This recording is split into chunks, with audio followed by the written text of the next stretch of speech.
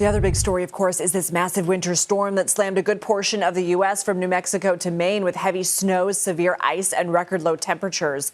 At least 12 deaths have been attributed to the weather event. Lingering snow is still coming down today in New England before finishing this evening. Ice has been a huge issue across much of the South. In northeastern Mississippi, up to an inch of ice has been weighing down trees and snapping off branches, which also makes roads treacherous. And this is all pretty unusual for this area. You can see on our radar the sprawling impact this storm system has had over the last 48 hours. CBS News Philadelphia meteorologist Andrew Kozak has more. So many millions of people digging out from the cold and the snow. And while the snow is really not going to stick around heading into tonight, with all of this wrapping up for northern New England, we may have a little bit of lake effect snow with our next Arctic push as that storm moves out. Still, we have more pushes of cold Arctic air, the coldest that some areas, especially across the east, have seen in more than 20 years. And by the end of the week, many cities across the eastern seaboard could be looking at temperatures feeling between 20 and 30 below zero. And it's not just for the east. Look how many areas across the country, dozens of states, tens of millions of people underneath cold alerts from basically the Canadian border all the way down to the Gulf. Highs today, mainly in the teens, but a lot of areas feeling below zero. It gets even colder as we head into your Tuesday and your Wednesday. Places like New York City, 22 degrees, feeling like 8 degrees, 17 just to the north. Areas like Chicago will have below zero wind chills. All of this throughout the rest of the week.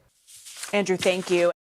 And snow is still falling in Boston today before this winter storm moves out of the U.S. Correspondent Tom Hanson has more from Beantown. Well, things have definitely lightened up from what we were seeing in the overnight hours where the snow and the wind was relentless. It sounded like a wind tunnel out here at times, and it really dumped a lot of snow. We're looking at some serious snow totals here. I want to show you how deep it goes in this area. We're looking at roughly a foot of snow where we are near the harbor, but it got even more snowy near Boston Logan International Airport. The total is about 18 inches so far. Now, officials are thankful that this snow is so light and fluffy because that makes it easier for the electricity grid to stay running. But officials are concerned about the heat here, and so they are maintaining the gas lines, making sure that everything is clear so people can stay warm, because after this storm, it is going to get bitterly cold. We are looking at about 9 degrees in the overnight hours tonight. That's going to feel with the wind chill like -2. Now, in the meantime, Bostonians, not exactly strangers to snowstorms. A lot of people taking advantage